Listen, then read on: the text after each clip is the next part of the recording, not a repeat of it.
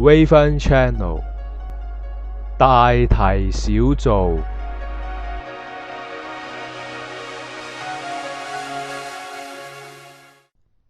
企業形象識別系統 CIS， 即係Corporate Identity System 企業形象識別系統。CI 嘅英文係 Corporate Identity 嘅縮寫，有啲文獻中亦都稱呢個叫做 CIS， 係英文 Corporate Identity System 嘅縮寫，直譯為企業形象識別系統。CI 係企業有意識、有計劃地將自己企業嘅各種特徵向社會公眾主動咁展示同埋傳播，令到公眾喺市場環境中對某一個特定嘅企業有一個標準化、差別化嘅印象同埋認識，以便更好地識別並留下良好嘅印象。CI 係一種意識，亦都係一種文化，係針對企業嘅經營狀況同埋所處嘅市場競爭環境，為咗令到企業喺競爭中脫穎而出，制定嘅實施策略，將企業嘅經營理念同埋精神文化運用整個系統傳達俾企業內部同埋社會大眾，並且令到佢對企業產生一致嘅認同感。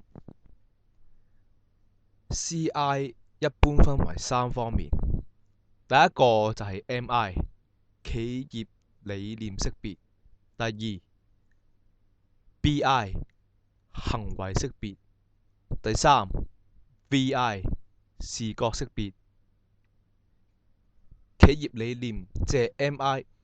係指企業喺長期生產經營過程裏邊所形成嘅企業共同認可同埋遵守嘅價值觀、準則、文化觀念，以及企業價值準則同埋文化觀念決定嘅企業經營方向、經營思想同埋經營嘅戰略目標。企業行為識別亦即係 BI， 係企業理念嘅行為表現，包括喺理念指導之下嘅企業員工對內同埋對外嘅各種行為，以及企業嘅各種生產經營行為。企業視覺識別亦即係 VI， 係企業理念嘅視覺化，通過企業形象廣告、標誌、商標、品牌、產品包裝、企業內部環境佈局同埋廠房嘅容貌等等，向大眾表現傳達企業嘅理念。CI 嘅核心目的係通過企業嘅行為識別